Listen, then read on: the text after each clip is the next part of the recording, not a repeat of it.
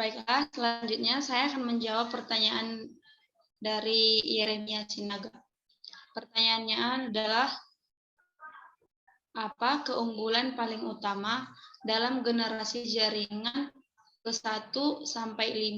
Sebutkan dan jelaskan. Jadi, jaringan yang pertama atau 1G itu kemampuannya itu hanya bisa melayani komunikasi suara saja dan tidak dapat melayani komunikasi data dalam kecepatan yang tinggi dan besar. Yang kedua yaitu 2G sudah digunakan untuk komunikasi suara dan juga bisa digunakan untuk komunikasi melalui SMS. Di mana suara yang dihasilkan di sini sudah jauh lebih jernih dibandingkan dengan jaringan 1G. Yang selanjutnya yaitu ada 3G, memiliki kecepatan transfer data yang lebih cepat sehingga dapat melayani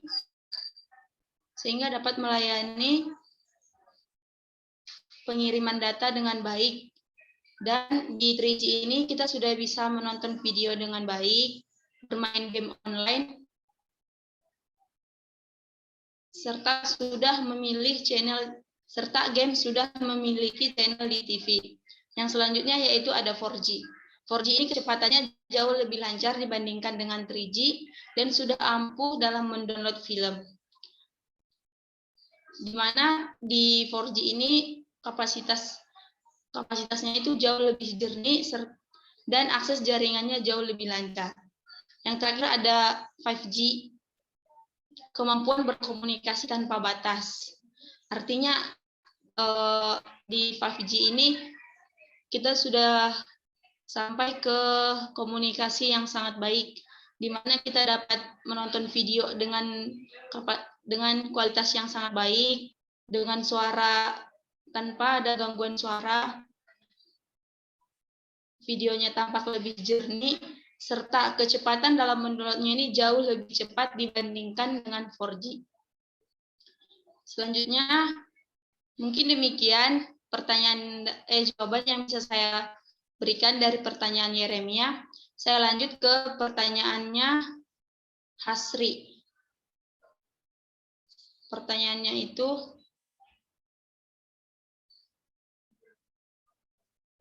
Hasri kalau di atas juga.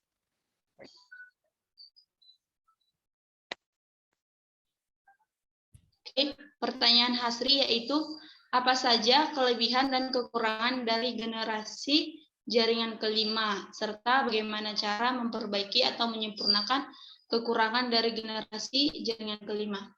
Sebelumnya sudah dijawab tadi oleh Abir, kelebihan dan kekurangan dari jaringan 4G ya.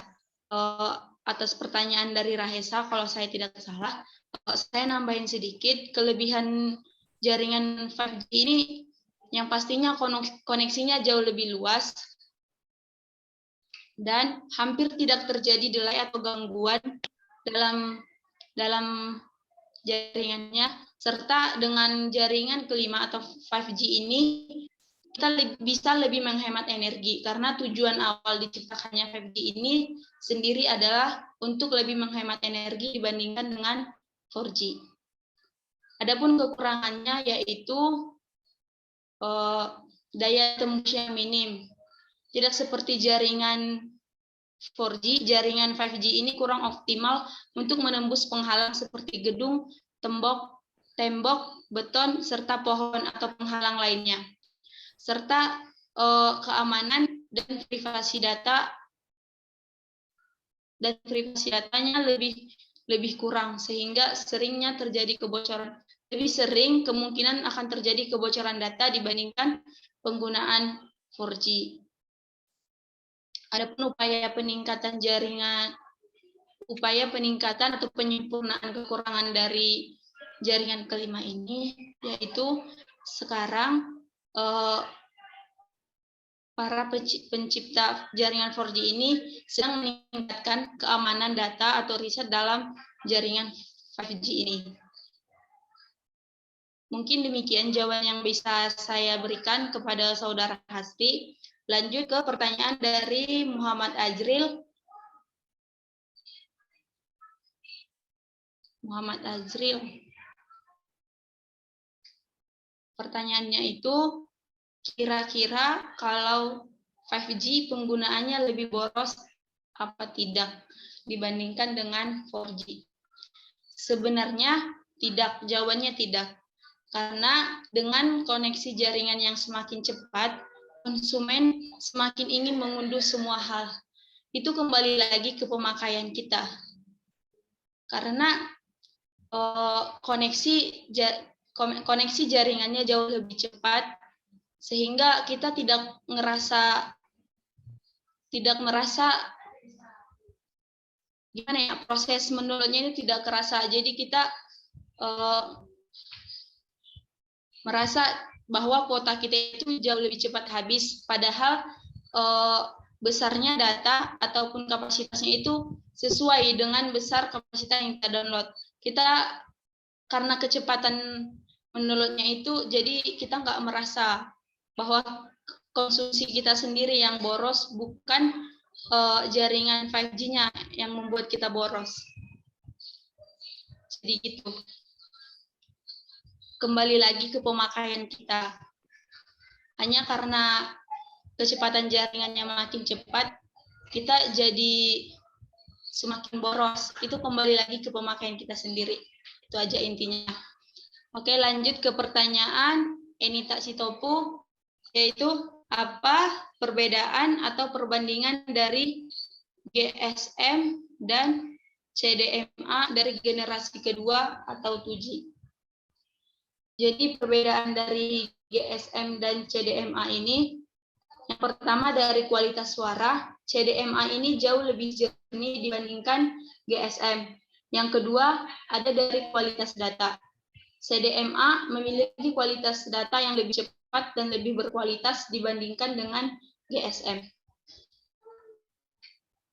Yang ketiga yaitu perbandingan melalui biaya. Biaya CDMA ini jauh lebih murah dibandingkan dengan GSM. Yang terakhir yaitu dari keamanan. Keamanannya ini, CDMA ini tidak bisa disadap, sedangkan GSM ini mudah untuk disadap. Mungkin demikian jawaban yang bisa saya berikan. Kurang lebihnya saya mohon maaf. Terima kasih. Mau jawab pertanyaannya Rijalu.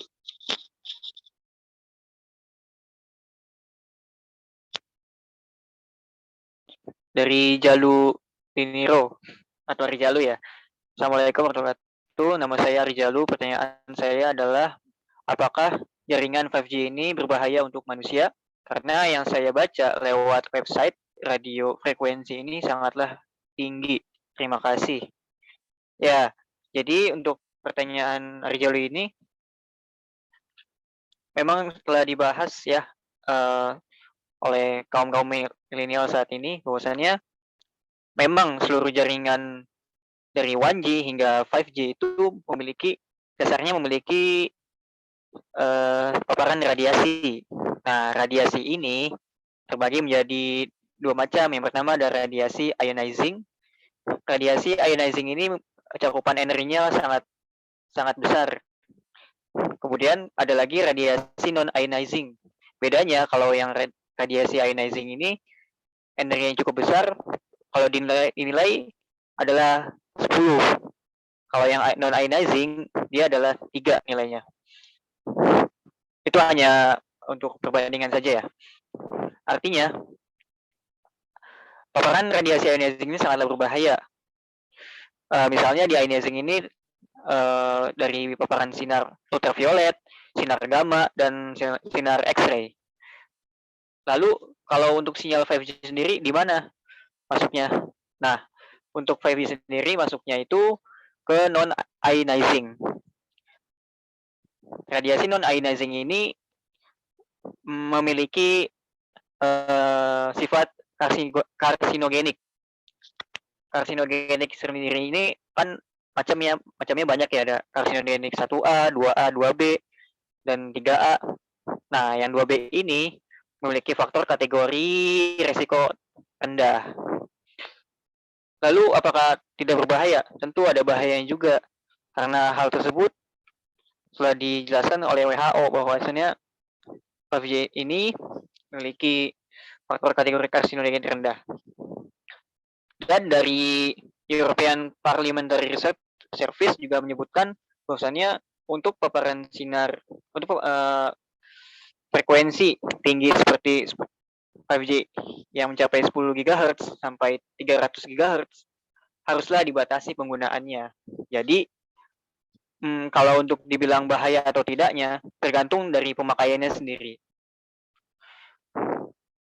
Jadi yang dirasakan untuk pemakaiannya sendiri jika terlalu sering mungkin nanti kedepannya akan menyebabkan tadi dari dampak sifat karsinogenik.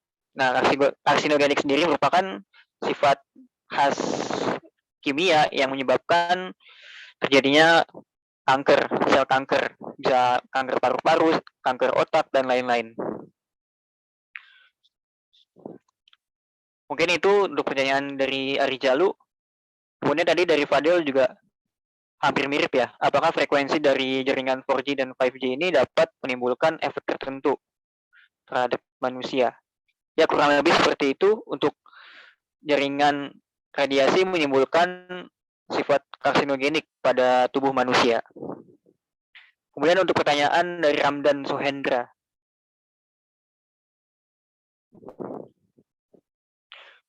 Pertanyaannya, apakah jaringan 5G sudah bisa digunakan di Indonesia dan bagaimana ketentuan untuk memakai jaringan 5G di Indonesia? Secara umum untuk jaringan 5G sendiri sudah digunakan secara komersil ya di Indonesia sejak tanggal 24 Mei tahun 2021. Dan untuk daerahnya pun masih terbatas seperti di daerah-daerah Jabodetabek, di Jakarta, di Banten itu masih terbatas ya.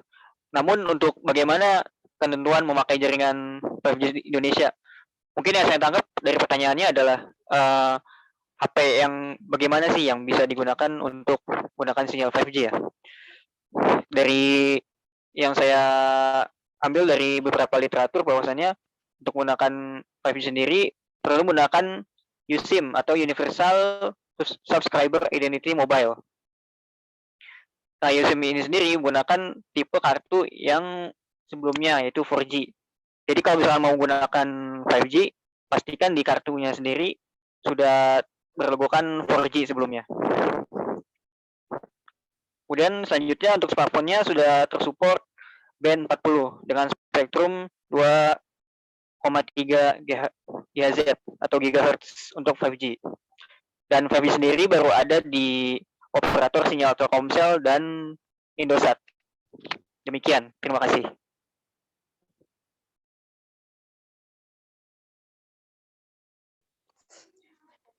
Oke, silakan dijawab. Apa itu time slot pada jaringan GSM? Time slot pada jaringan GSM adalah salah satu celah waktu atau time slot yang berulang untuk setiap TDMA frame dengan satu frekuensi pancaran tertentu dalam satu arah atau uplink atau downlink. Selanjutnya saya akan menjawab pertanyaan Tiara Fortuna.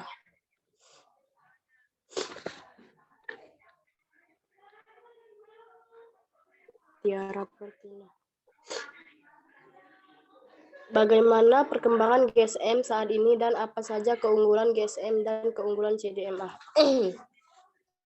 Perkembangan GSM adalah teknologi GSM lebih unggul dan berkembang pesat karena kapasitas jaringan lebih tinggi dan efisien pada spektrum frekuensi daripada teknologi NMT dan AMPS.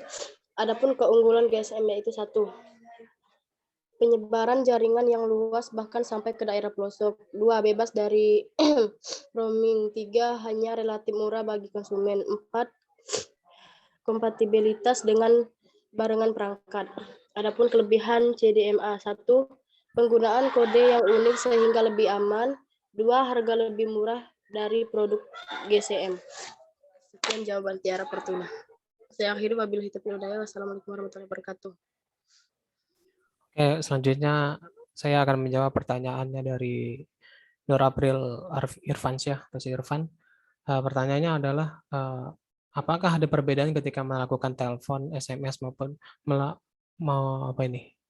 maupun layanan VoLTE dengan menggunakan jaringan 5G. Ini mungkin ada sedikit miskonsepsi ya. VoLTE itu hanya ada di 4G karena menggunakan LTE. Kenapa hanya ada di 4G? Karena pada saat itu 4G belum bisa digunakan untuk melakukan layanan telepon. Lah, terus gimana caranya pada saat itu kok bisa tetap yang 4G itu bisa pakai buat telepon? Caranya adalah men-switch atau mengganti jaringannya ke jaringan 3G. Maka ada istilahnya delay sementara atau delay yang sebentar untuk switch dari 4G ke 3G. Nah, lalu kemudian teknologinya berganti lalu teknologi 4G berkembang, ada yang namanya LTE atau Voice over LTE, sehingga 4G tetap bisa menelpon seperti biasa. Nah, selanjutnya apa perbedaannya antara itu ketika menggunakan jaringan 5G? Nah, tentu saja di jaringan 5G itu kecepatan internetnya ya jelas lebih kencang dan latensinya lebih rendah, sehingga ketika melakukan telepon itu suaranya jelas jauh lebih jernih dan tersampaikan lebih cepat gitu. Jadi misalnya gini, ketika saya ngomong A, ya di sana kedengaran A pada detik itu juga gitu. Itulah yang menjadi perbedaan. Jadi latensinya itu rendah, artinya delay yang dibutuhkannya itu sangatlah rendah. Mungkin hampir saja zero latency atau hampir mendekati instan. Jadi perbedaannya adalah perbedaan yang paling signifikannya adalah dari segi waktu delay-nya itu. Jadi ketika melakukan telepon suaranya jauh lebih jernih dan juga suaranya lebih cepatnya sampai, apalagi SMS gitu. Lalu pertanyaan yang selanjutnya, pertanyaan dari siapa ini? Arif Wahyudi. Setiap sel dilayani oleh sebuah BTS. Pertanyaan saya, bagaimana cara BTS melayani sel tersebut? Jadi sebenarnya dalam media komunikasi bergerak, sebenarnya bukan BTS yang melayani sel, tetapi sebaliknya, sel yang mengirim sinyal ke BTS. Jadi misalnya gini, kita mengirim sebuah data ke si penerima. Nah, kita itu sebenarnya mengirim data itu ke BTS terlebih dahulu. Nah, dari BTS kemudian baru dikirimkan ke penerima. Jadi si BTS-nya itulah yang sebenarnya menerima data dari si pengirim, kemudian diteruskan kepada penerima atau tujuannya. Jadi seperti itu. Mungkin itu sedikit jelas ya. Kemudian pertanyaannya Muhammad Zidan Syafitra. Ingin bertanya contoh dari komunikasi fixed atau diam itu apa saja ya. Jadi yang dimaksud komunikasi diam itu adalah komunikasi yang di situ baik si penerima maupun si pengirim data itu nggak bisa kemana-mana. Contohnya adalah LAN, WAN, dan MAN. LAN itu Local Area Network. Nah, kalau misalnya contoh di terapan di dunia nyatanya adalah ketika misalnya mau menghubungkan proyektor dengan device yang kita miliki. Menghubungkannya dengan menggunakan LAN, Local Area Network. Pada dasarnya, secara teknis, wireless local area network itu hanya sebatas 10 meter. Jadi si pengguna device itu nggak boleh lebih dari 10 meter. Itulah yang dikatakan diem. Nggak bisa kemana-mana. Hanya berdiam di satu tempat itu saja. Contohnya lagi adalah telepon genggam, misalnya telepon kabel gitu. Telepon kabel yang ada di rumah. Itu kan juga menggunakan kabel. Jadi si orang yang nelpon itu ya nggak bisa kemana-mana. Di situ doang dia bisanya untuk telepon, melakukan panggilan telepon itu. Kemudian lanjut ke pertanyaannya, kekurangan dan kelebihan dari 1G, 2G, 3G, 4G, dan 5G ini ketahuan banget nih orangnya belum nonton videonya langsung udah tanya aja. Jadi pada dasarnya langsung aja ya untuk mempercepat videonya. Pada dasarnya yang membedakan atau kekurangan dari kelebihan ini, kekurangannya itu pasti akan menjadi kelebihannya di generasi selanjutnya. Jadi kalau bisa dikatakan kekurangannya di 1G itu kekurangannya banyak. Dia baru bisa nelpon, ya kan, baru bisa dipakai buat nelpon doang di generasi pertama, dan juga masih menggunakan sinyal analog. Yang jelas kecepatan transfer datanya jauh lebih rendah sehingga suara yang dihasilkan dari telepon itu jadi lebih sedikit. Itu menjadi kekurangan di generasi pertama. Kemudian menjadi kelebihan di generasi selanjutnya. Di generasi selanjutnya, generasi kedua, Eh, kelebihannya ya dia bisa, selain bisa nelpon, dia bisa SMS, bisa mengirim pesan gambar, pesan suara, pesan data lainnya. Tetapi juga ada kekurangannya, yaitu kecepatannya masih rendah. Nah, disinilah di generasi kedua, ketiga, dan keempat, dan kelima, itu kekurangannya hanyalah dalam hal kecepatan dan latensi. Jadi untuk yang lainnya mungkin sekiranya ya sama, nggak ada perbedaan yang begitu signifikan, karena di generasi kedua, ketiga, keempat, dan kelima itu sudah menggunakan sinyal digital. Jadi ya kekurangannya hanyalah di dalam apa ya, aspek kecepatan dan latensinya. Nah, kalau kelebihannya jelas dari peningkatannya, dari kecepatannya, dan dari latensi yang dihasilkannya. Lalu kemudian dari pertanyaannya Hasri udah ya, pertanyaannya Hasri udah. Kemudian pertanyaannya si Dela Sapitri. Alat pendukung untuk membangun sel dengan BTS. Nah, ini ada di sini ada saya nyari.